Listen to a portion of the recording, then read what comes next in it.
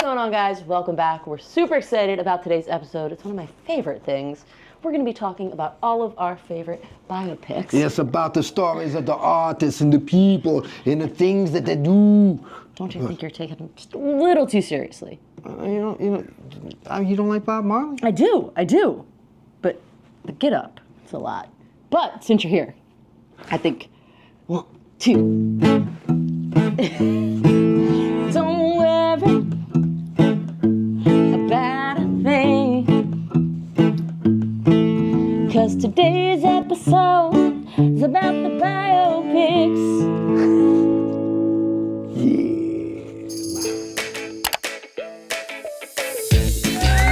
What's up, everybody? We're back here. What's going on, guys? I feel like we should keep that. I think it has to stay now. If you saw what happened, Shelby's been having a time with this applause button that we have here on the Roadcaster. Gotta really give it to it. Well, what's going on, everybody? I'm Eric Robinson. Shelby Blondell, and welcome back to All the Things, a podcast where we talk about all music, all movies, food, well, all the things. All the things. Well, I realized, Eric, I know who you are. I know who you are, Shelby. I don't know if everyone knows us. Who the heck is Eric Robinson? Well, you're probably wondering that. You're saying, why the hell am I watching this guy? Well, I'm a musician, and I've known her for years. She's a musician too, just a heads up.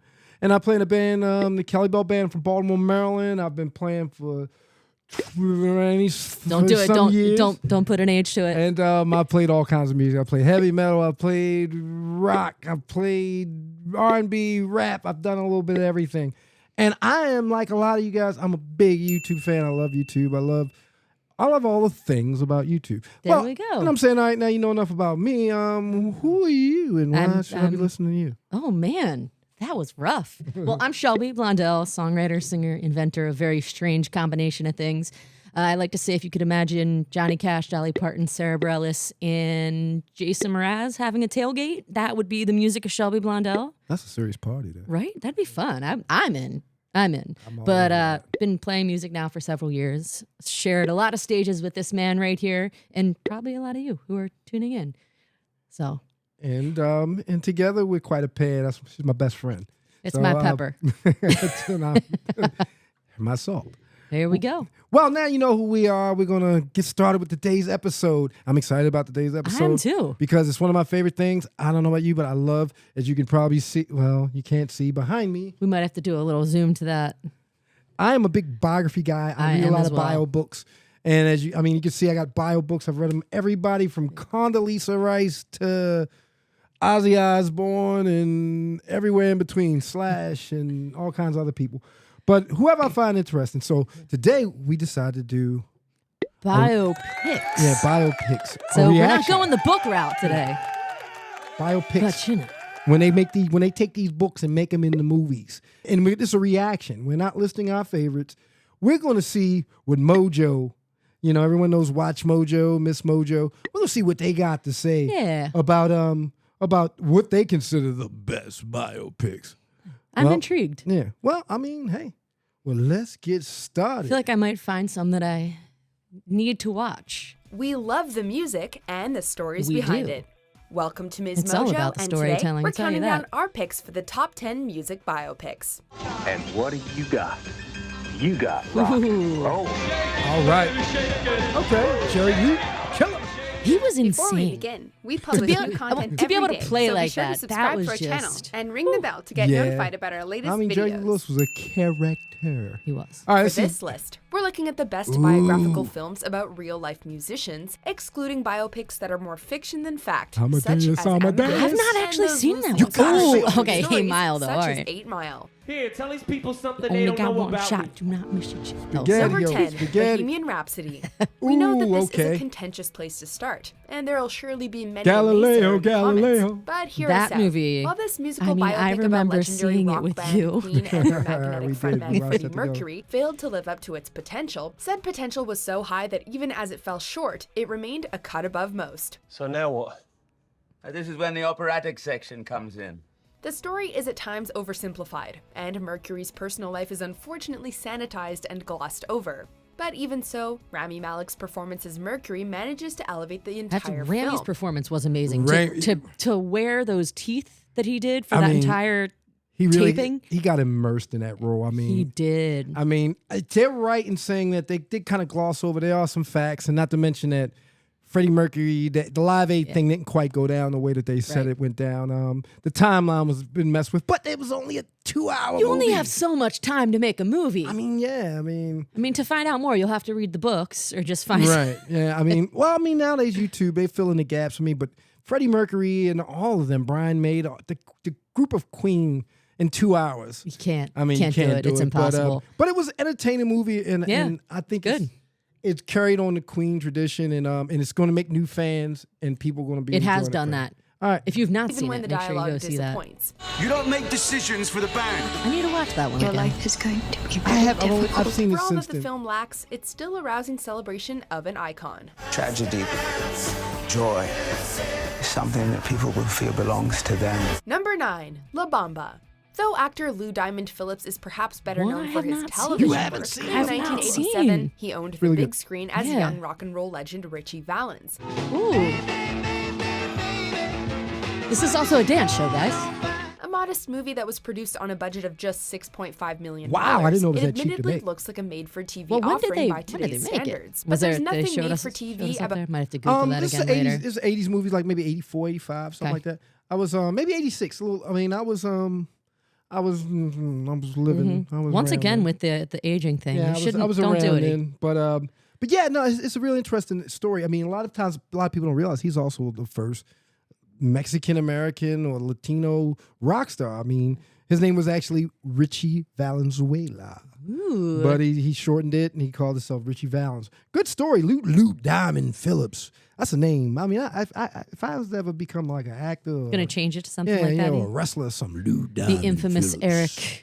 Eric Robinson. All the That has a things. nice ring to it. I mean, But anyway, yeah, it's a good, and then not to mention, it's kind of sad because he's kind of, everybody knows Buddy Holly from that plane crash, but Ritchie Valens and the Big Bopper, they were also on that plane. Phillips's performance.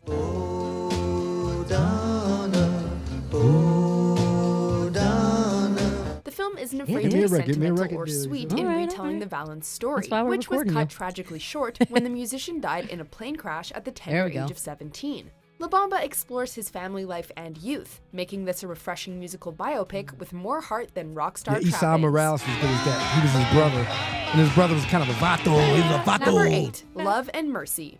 Considering Man, its they're hitting me legendary with all these subject, ones that I it's have not shocking how seen. few I people haven't have seen seen this or one. even heard Okay, good. about I don't Love and feel so Mercy. bad about that now. The film stars Brian one of Wilson. Hollywood's most consistent talents, Paul Dano, as young Beach Boys co-founder Brian Wilson, and the great John Cusack as Wilson in his middle years. Supported by a superb cast that includes Oh. Elizabeth Banks and Paul Giamatti, a good Dano and cast. Cusack expertly convey both the brilliance And Cusack is excellent. That is he's one of my favorite actors. He's one of them actors that I kind of relate to because he's always playing he's the underdog that you just love. And I kind of associate with that because in many ways I am the underdog that you love. No, you're number one in my book. Well, Oh, small exclusive fan club. where's the all button? We don't have that. We'll add that in. Wilson and his struggles with mental health. Voices. Since when? 1963. Wilson himself called it very factual, while critics and fans alike deemed it brilliant. That guy looks just like Brian Wilson. Number 7, Coal Miner's Daughter. Ooh, we were just watching this. man. Is best yeah. remembered This for is- her role yeah, as this the is a good titular one. Carrie in Brian De Palma's 1976 adaptation of Stephen King's seminal horror story. However, when she was tasked with bringing to life country music icon Loretta Lynn in Coal Miner's Daughter, she once again delivered a transformative performance. That was a great performance. I mean, what a story to tell. Yeah, oh my God. That's just. I'm gonna tell you, if you haven't seen this, I mean, you will get a look into like 1940s rural America coal mining. Wow. You don't realize how poor and how destitute and how really rough that life was. But at the same time, it was really a charming movie. I mean, I know Yeah, it was. that might sound like they can't coexist, but it was, I mean, it really gave, like I said, it was eye-opening to see, like, wow, I mean, they were poor. But I mean, it's a love, and ultimately, it's not just a biopic about the rise of a country singer. It's a love story between her and Doolittle Lynn and her husband that she was married to till he died, and we just lost Loretta. And a really sweet friendship between her and Patsy. Yeah. Oh man. Yeah. That's oh cool man. to see Who's that? too. Beverly D'Angelo played the hell out of Patsy Cline. But this is great. And a note, if you didn't know, they did all their own singing. Written by Tom Rickman and directed by Michael Apted, the Just can't help 1980 but smile when biopic you is a watch it, moving too. film that dives deep into Lynn's voyage from abject poverty in rural Kentucky to a There we go. household name. It might not break new cinematic ground, but Coal Miner's Daughter is thoughtful and packs an emotional punch, getting the one thing right that matters the most in a biopic: the story. I had something I wanted to come out here and tell y'all tonight. But though he don't want me to say nothing. Number 6. What's Love Got to Do with It? Many notable actresses. What's love got to do? We gotta do it at the same time next time, eh? Nearly We'll time stepped that into better. the sizable shoes of Tina Turner Anime. for this 1983 I don't know how you fill those biopic, shoes of Tina Turner, let me tell including you. Halle Berry, Whitney Houston, Anime with Janet what your head Jackson, did. and Vanessa L. Williams. I know you love me, babe, but you never tell me so. But it's hard to imagine any of those talented women turning in a better performance than the one delivered by Angela Bassett. It's all happening too fast, you know? The baby and the road and Anime. Adapted from Turner's autobiography, I, Tina, the film was met with critical acclaim, with the reviews highlighting Bassett and Lawrence Fishburne's performances as Tina and Ike. Despite being an excellent film start to finish, What's Love Got to Do with It was largely overlooked by the Academy Awards, a snub that people still reference today. When you were a young boy, did you? I don't know. I thought they were nominated, but either way, that was a great movie. Yeah. Once again, it was one of those ones that really kind of showed you, like, how that life wasn't quite all that it seemed on the TV. I mean, yeah. And they were interesting people. They were both Ike Turner and Tina Turner. I mean, they had quite a remarkable life. And Tina is my queen. She's amazing. I mean, I we mean, just icon. lost her. We just lost Tina last year. I mean, and that was rock royalty right there. I mean, if you think about all she did, she was a remarkable woman. Well, she's one of those icons. I mean, as a female singer, you look up to someone like that. She really paved the way for a lot of musicians, for a lot of female artists. Rolling on the river. That was pretty good, but you got to get the yeah, man. Yeah. And not to mention a great performance by Angela Bassett and Lawrence Fishburne. They killed it. Number 5. She's not Straight easy to Outta sing. Compton.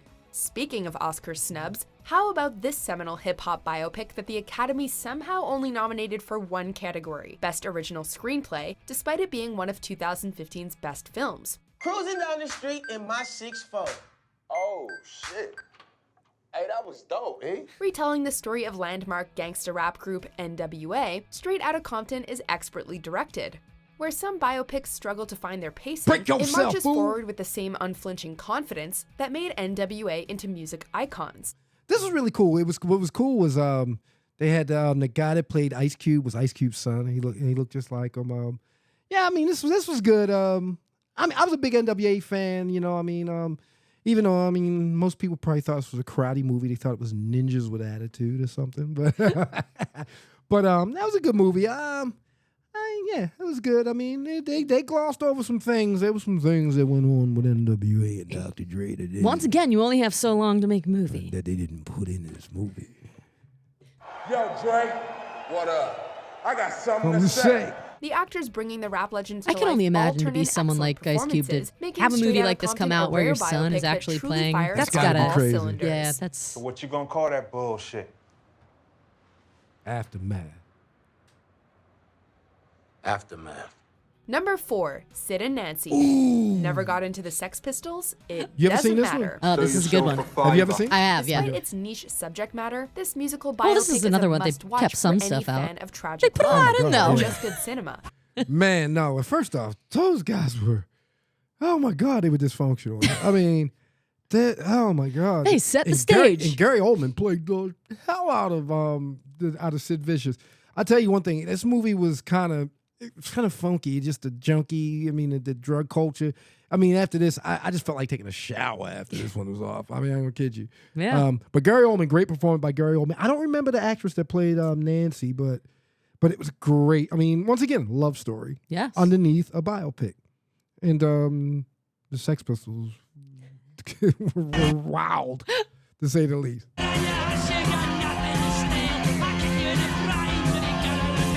It follows the story of Sex Pistols bassist Sid Vicious and his volatile relationship with girlfriend Nancy Spungen. Admittedly, it's a messy tale that's sometimes tough to watch, Messy, but to say it's the also, least. in its own Tough to twisted way, watch, they a said it. beautiful Yeah. and touching film. You have to be ready punk for rock it. Romeo and Juliet may have failed at the box office, But but it's you one realize of the there's so best many- musical biopics so many ever relationships made, and in no things like small that, part thanks so. to the performances Yeah. of Gary Oldman and Chloe Webb. Chloe Webb. Number 3, Walk the Line. Ooh. Now this This film is requires one of my very little favorites. introduction. I Starring figured it would Joaquin be. Phoenix and Reese Witherspoon, You know, and that expertly Johnny Cash. directed by James Another- Mangold, who also another- co-wrote And the June screenplay. Carter. Yeah. Walk the Line You know. reintroduced Johnny Cash to an Well, entire new Reese generation of Witherspoon. listeners. Oh, yeah. I hear that whistle blowing. I mean, Johnny's a big inspo for me. I I mean, talk about a storyteller. You know? Tracing singer-songwriter Johnny Cash's life from his childhood to the point of superstardom and beyond, this film is perfectly paced and deeply moving. Jude. It's not wrong, Jude.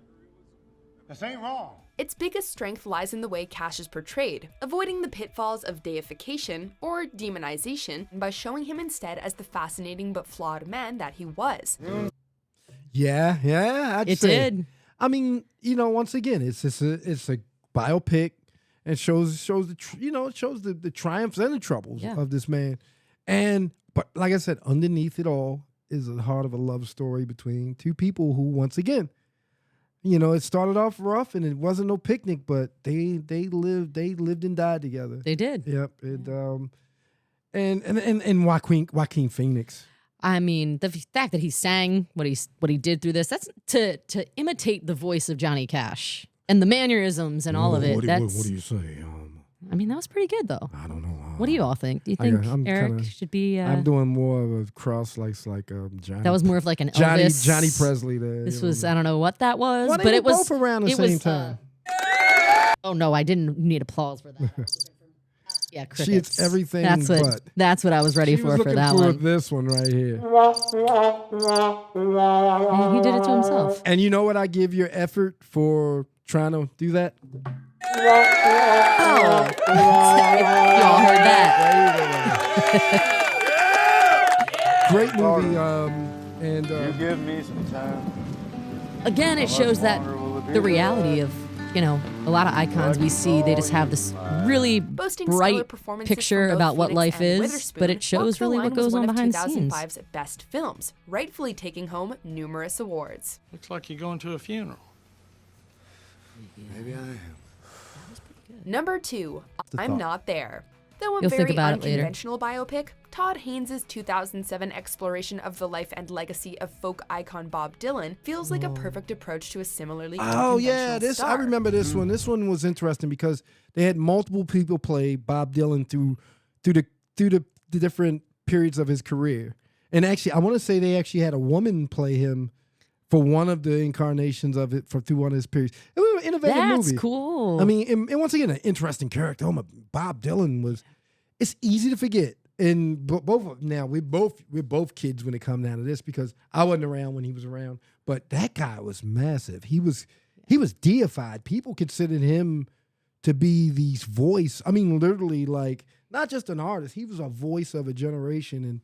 And I mean, and to see how he had to shoulder that burden and stuff was something that you didn't consider. But it's interesting. And I can't really tell you how I care. Rather than attempt to summarize the life of the mysterious and arguably unknowable man, Haynes instead breaks down Dylan into the many faces he wore over the years, charging a different actor That's a with really bringing each cool way one to to life. interpret Guess it's for them, someone's though. life and to do a Christian movie. Bale, Kate Blanchett, Richard Gere, Marcus Carl Franklin, Heath Ledger, and Ben Whishaw all play characters not All right, named I gotta Bob watch Dylan, that. That's going who on my together list. give us a That's far my weekend. I That's have it my on weekend DVD. watch. I have it on icon than we DVD, ever Beth. could have hoped On to see on DVD. screen. I do. Way I see it, I'd rather singing's kept me VHS. right in this world more than any Bible's ever done. Before we unveil our top pick, here are a few honorable. Before I mentions, I'm gonna give mine. Let's see if we can match it. See if we can match it. We haven't seen this. I'm a little nervous for what you're about to say. Well, let me think. Did you see the new Elvis movie? I did. The one with Tom Hanks.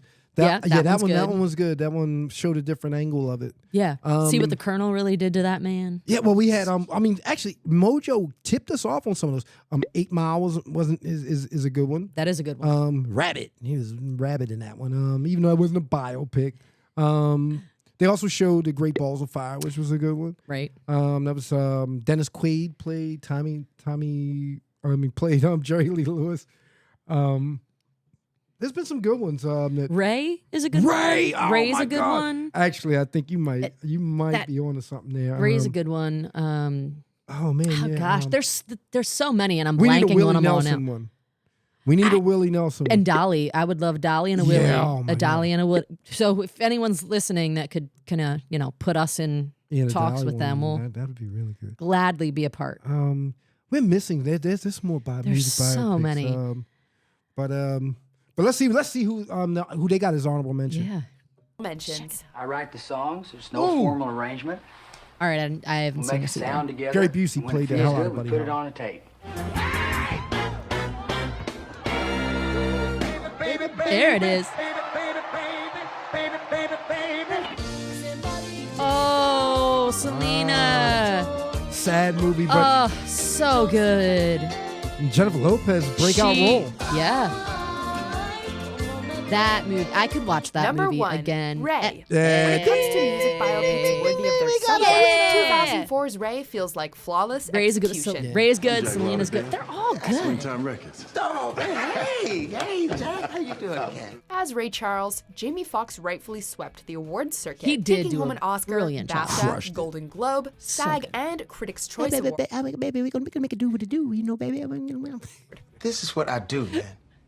I gotta make a living. This is what the people want. I don't know no other way. The thing is, Fox didn't just deliver a solid performance. He made us believe that he was immersed Ray himself Charles. in that. Listen to him, man. There's so many these actors really do. I mean, really get into these roles. Sometimes we don't realize that they really like I said, they immerse themselves. They really get into character, assume the personality and everything. I'd imagine, can you imagine being on the set of some of those roles? I mean, some of those movies. You know, like I know they said Jim Carrey, you can't talk, when Jim Carrey played Andy Kaufman, he was Andy Kaufman, you couldn't call him that or you get chewed out. Sure, you can find fault with the screenplay, but even when the pacing or dialogue goes astray, the incredible acting of all parties involved, paired with the incredible true story at its heart, ensures that the film stays on track. He's right, Jeff. Get him on the bus. It's a triumph within the genre, and everything a musical biopic should be. Yes, sir. Do you agree with our picks? I do agree with these picks. I do think it's hard to pick just 10. But they missed one though, Shel. What? They missed Walk Hard, the Dewey Cox story. The Dewey Cox story. I mean, is this like Die Hard? Is this a Christmas movie? No, the debate? Dewey Cox. I mean, you gotta watch it. I mean, his struggles was beyond any of these guys, and his story needed to be told. And John C. Reilly told it. Damn it. And it should have been number one. Mm-hmm. Yeah. Well, you guys have to let us know what you think of these picks and Eric's last little two. Well, sometimes I wonder about him. Well, I mean, thumbs up or thumbs down to Mojo's. I give a thumbs up. Thumbs up. Thumbs up to Mojo. Thumbs up to Mojo's list. Now there's some movies that I've gotta watch and rewatch. Yeah, I want to watch the Brian Wilson one. Let's do it. John Cusack and all, and I gotta get you the DVD of the Bob Dylan one. I ain't got no VHS. And you want the beta, you can get the beta. Well, anyway, this was like I said, this is going to be our first attempt at the reaction video, and it's something different, and we think you're going to dig it. And we said it's all the things, so it really is all the things. Yeah. Hey, well, either way, we got some really fun and cool episodes coming up for y'all. We're going to have some special guests. We're going to be trying out a bunch of new things because, hey, this is brand new, and we don't know what the hell we're doing. And we're just don't let them know that. and we're just working it out. So, hey, tune in next time. I'm Eric Robinson. Shelby Blondell. And this is all the things. Have a good one, guys. All right, y'all. We'll see you soon.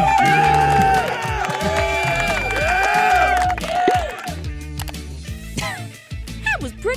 good.